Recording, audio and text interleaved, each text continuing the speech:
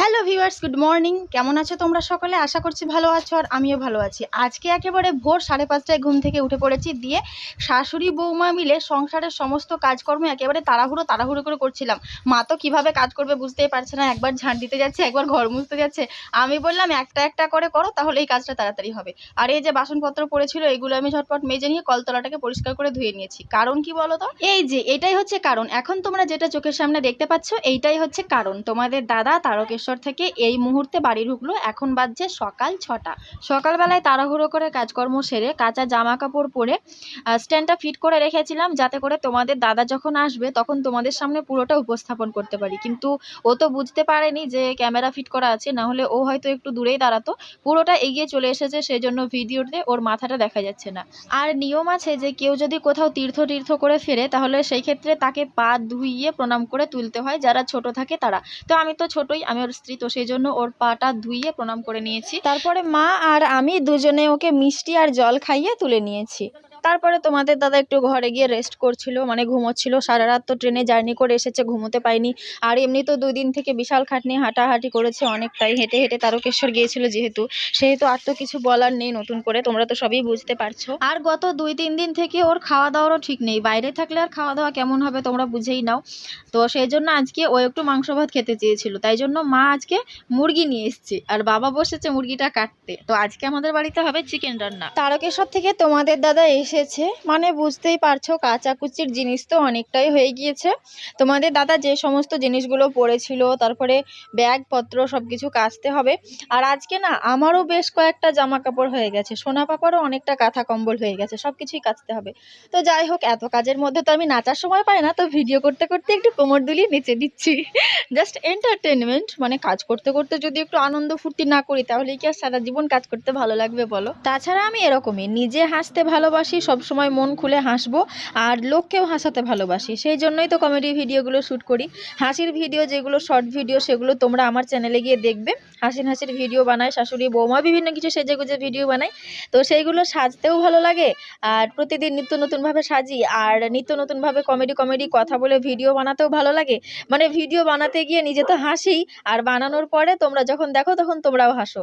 তো সেই জন্যই ভিডিওগুলো বানাই, ভালোই লাগে। সব সময় সবাই মিলে একসাথে হেসে খেলে হইচই করে দিন কাটাবো, এর থেকে আনন্দ আর কি আছে বলো? আজকে ভাবলাম কাজ তো করছি, কাজের ফাঁকে ফাঁকে তোমাদের সাথে কিছু কথা শেয়ার করা যাক। কিছু কথা বলতে মানে এমন কিছু মানুষ আছে যাদের কাজ হচ্ছে মানুষের পিছনে আগুন ধরানো। তো সেরকম কিছু মানুষের উদ্দেশ্যে আজকে আমি কিছু কথা তোমাদের সাথে শেয়ার করতে এসেছি। অনেকেই বলছে আশপাশ থেকে যে ভিডিও বানাচ্ছি, সেই জন্য ভিডিও দেখছে, আর বলছে যে এই বউটা শুধু ভিডিও বানায়, এই মেয়েটা শুধু ভিডিও বানায়, কাজকর্ম কিচ্ছু করে না সংসারে, শুধু সারাদিন ফোনটা নিয়ে দৌড়ে বেড়ায়, এদিক ওদিকে ভিডিও করে বেড়ায়। তো তাদের উদ্দেশ্যে বলছি, তোমরা যে ভিডিওগুলো দেখছো, তো সেইগুলোতে কি তোমরা দেখতে পাও না কাপড় কাচ্ছি, বাসন মাজছি, এটা করছি, সেটা করছি, রান্না করছি? এইগুলো কি কাজ নয়? আমি কি কাজ করছি না? আমি তো কাজ করেই ডেইলি ভ্লগ বানাচ্ছি। যেই কাজগুলো করছি সেগুলো তো তোমাদেরকে দেখাচ্ছি, সেইগুলো দিয়েই তো ভিডিওটা বানাচ্ছি। তারপরেও কেন এই সমস্ত কথা বলে বুঝতে পারি না। তাও তো আমি রোজ ডেইলি ভ্লগ বানাচ্ছি, মানে আমি রোজ কি করছি না করছি সে সমস্ত কিছুরই ভ্লগ বানাচ্ছি, মানে ভিডিও বানাচ্ছি।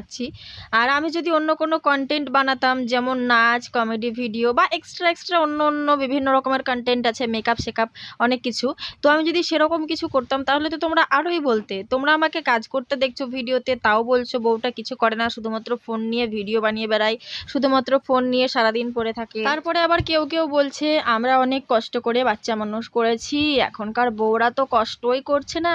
আচ্ছা, আমাদের বাচ্চা কি এমনি মানুষ হয়ে যাবে? তোমরা কি কেউ এসে মানুষ করে দিয়ে যাবে? সে তো আমাদেরকেই করতে হবে। তাহলে এইগুলো পাশ থেকে নাক গলিয়ে কি লাভ, তাই না? তাছাড়া আমি তো কোনো নোংরা ভাবে বা খারাপ করেও ভিডিও বানাচ্ছি না, কোনো নোংরা কন্টেন্ট বানাচ্ছি না, তাহলে তোমাদের এত কিসের প্রবলেম?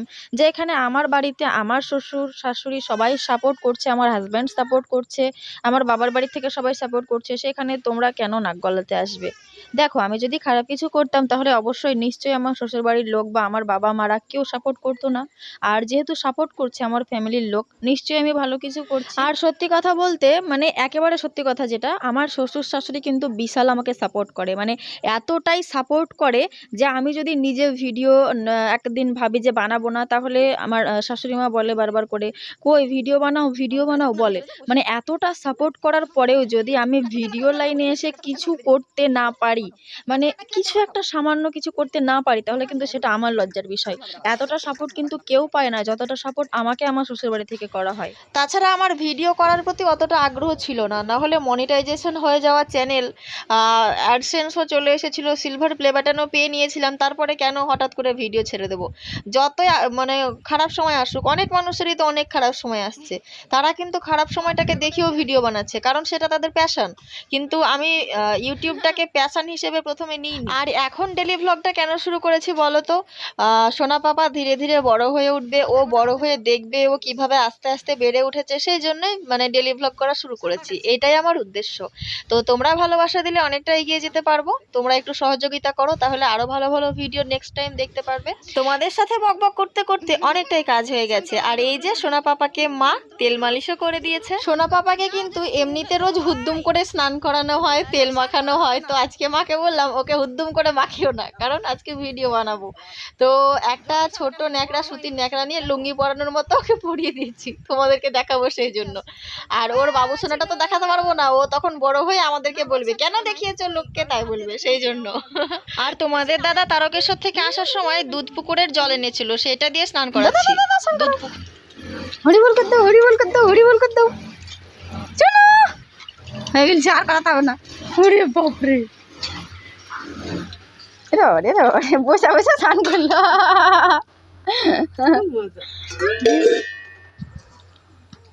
সোনা পাপাকে স্নান করিয়ে দিয়ে মা এদিকে রান্না করতে বসেছে। আজকে আমি রান্না করিনি, মাকে বললাম আজকে তুমি রান্না করো, অনেকদিন ধরে তোমার হাতের রান্না খাইনি। এই যে এইদিকে লাল লাল একেবারে মাংসের ঝোল রান্না করেছে, আজকে তো বেশ লাগবে মনে হয় মাংসটা খেতে, মা তো বেশ ভালোই রান্না করেছে, কালারটা তো জাস্ট ওয়াও লাগছে। আর গ্যাস ফুরিয়ে গেছে তোমরা তো জানোই, সেই জন্য উনুনে রান্না হচ্ছে। দাদুর জন্য ডিম করছে, কারণ দাদু মাংস খায় না, বিশেষ করে মুরগির মাংস খায় না, খাসির মাংসটা খায়। আর এই দেখো ঘরের মধ্যে আমি কি করেছি, তোমাদের দাদার ব্যাগে এই সমস্ত জিনিসগুলো ভরা ছিল, মোবাইল, পাওয়ার ব্যাংক, চার্জারের কর্ড, তারপরে এতগুলো সিঁদুরের কৌটো, প্রসাদ, তারপরে এই দেখো সোনা পাপার জন্য আর ভাগ্নের জন্য দুইজনের জন্য দুটো লোহা নিয়ে এসছে হাতে পড়ার জন্য। আর এই দেখো আচারও নিয়ে এসেছে, এই আচারগুলো হচ্ছে 200 টাকা কেজি তারকেশ্বরে, ও নিয়ে এসেছে 500 গ্রাম, মানে 100 টাকার নিয়ে এসেছে। আচারগুলো কিন্তু দেখতে বেশ লোভনীয় ছিল, একেবারে লাল লাল লঙ্কার আচার, দেখছো মানে দেখেই তো জিভে জল চলে আসছে। তবে দেখতে এতটা লোভনীয় হলেও খেতে কিন্তু অতটা টেস্টি ছিল না, আমি একটু চেখে দেখেছিলাম, একেবারে নুনে ভরা, মানে শুধুমাত্র নুনঠে নুনঠে লাগলো খেতে, অতটা টেস্ট নেই। তো এই আচারগুলো আমি বয়ামে ভরে রাখছি। দুপুরবেলায় খাওয়া দাওয়ার পরে ফোনটা নিয়ে বসে একটু ভিডিও এডিটিং করছিলাম, আর কিছু কিছু ভিডিও দেখছিলাম যে কীরকম টাইপের নিত্য নতুন ভিডিও তৈরি করা যায়, সেরকম কিছু ভাবছিলাম। তো তারপরে মা এসে বললো আজকে ভিডিও বানাবে না, তো আমিও ভাবলাম আজকে তো ভিডিও শ্যুট করা নেই, তোমাদেরকে তো কমেডি ভিডিও দিতে পারবো না না শ্যুট করলে। তো উঠে আমি কেবল সাজুগুজু করে রেডি হয়েছি, আর অমনি ঝমঝমিয়ে বৃষ্টি চলে এসেছে, কি আর করব। কি অবস্থা দেখেছো, কমেডি ভিডিও শ্যুট করার জন্য মেকআপ শেকআপ করে রেডি হয়েছি, আর এইমাত্র বৃষ্টি পড়তে শুরু করেছে, সমস্ত কিছু তুলতে হচ্ছে, শ্যুট করার বদলে জামা কাপড় তুলে বেড়াচ্ছি মেকআপ করে। আজকে মনে হয় আমার আর ভিডিও বানানোই হবে না, এই সাজুগুজু করে থাকাই হলো। মামিদের ছাদের উপরে ভিডিও বানাই, তো মামিদের বাড়িতে কাজ হচ্ছে, মিস্ত্রিতে কাজ করছে, এখনো কাজ শেষ হয়নি, কত জোরে জোরে আওয়াজ হচ্ছে, তো ওই আওয়াজটাতে ভিডিওটা ভালো আসবে না। আর বৃষ্টিও মানে মনে হয় চলে আসবে, দেখেছো কতটা মেঘ উঠেছে আকাশে, এই দেখো কতটা মেঘ করেছে আকাশে।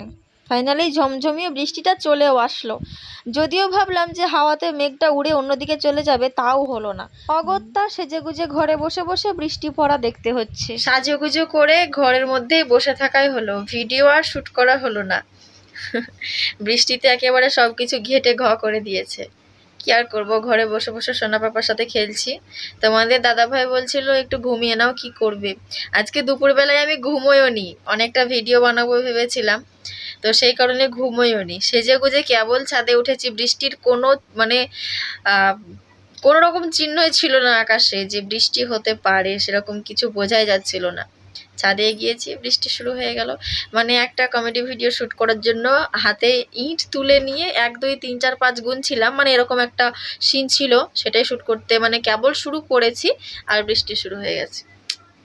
কপালটাই খারাপ আজকে, মানে যেদিনকে একটু মুড নিয়ে ভিডিও করব ভাবি সেদিনকে আর